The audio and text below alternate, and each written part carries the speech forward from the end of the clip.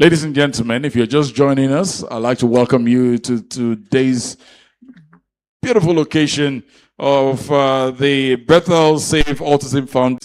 One of their teachers, or two of them, I need their attention. So, yes, you're the one I need. Please come. Thank you, ma'am. So that you're the one I need. Please come. Thank you, ma'am. So that while we are put in place, ladies and gentlemen, also. Oh, okay. Oof.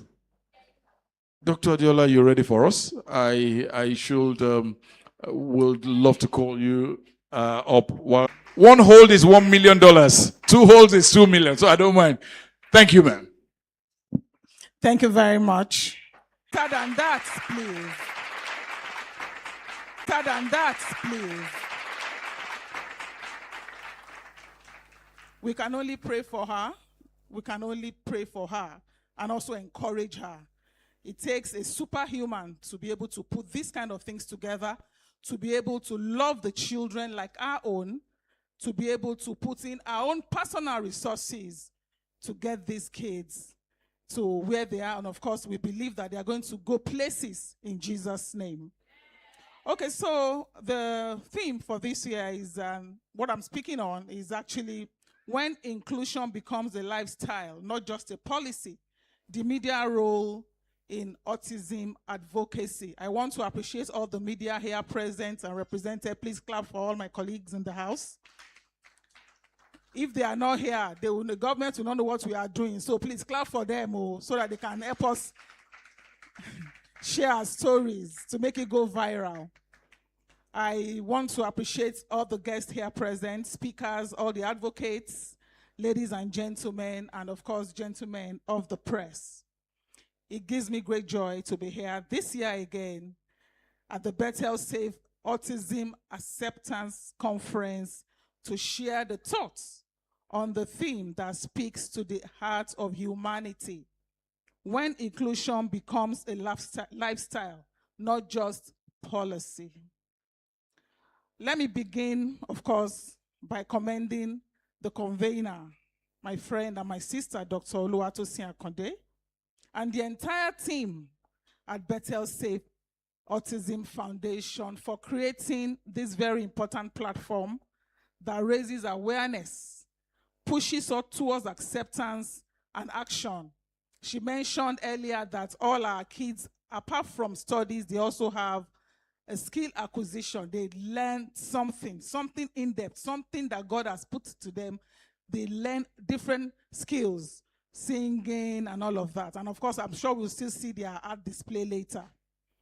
Autism is not a distant reality. It is here with us. It's in our homes, in our schools, in our workplaces, and in our communities.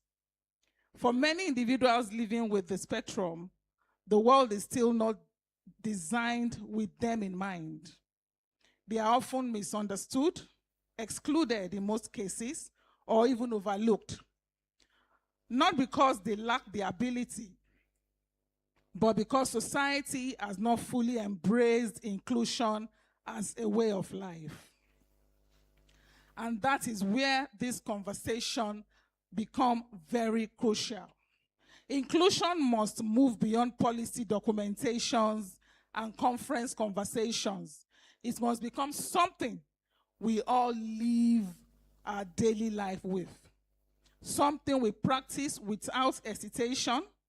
It must reflect in how we educate our children, how we design our systems, how we communicate, and how we tell our stories. As someone deeply engaged with people and communities, the grassroots, I recall moments that left a lasting impression on me. I once encountered a child on the autism spectrum at a public event. The environment was loud, chaotic, overwhelming. The child became very visibly distressed. And while some people stared in confusion, others simply dismissed the situation. But what struck me was the mother's quiet strength, trying to calm the child while also battling the silent judgment around her. In a moment, I realized the challenge was not just the child, the challenge was the environment. The challenge was lack of understanding. The challenge was the future, the failure to create spaces where everyone feels seen, accepted, and supported. And so this is where the media comes in.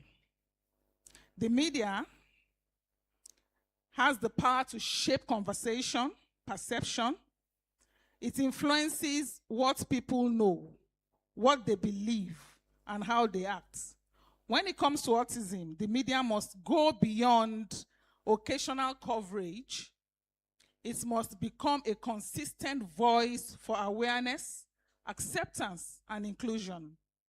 We need more stories that humanize autism, stories that show the strength, the talents, and uniqueness of individuals on the spectrum.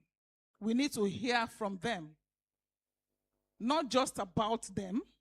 We need to see them represented in our films, in our newsrooms,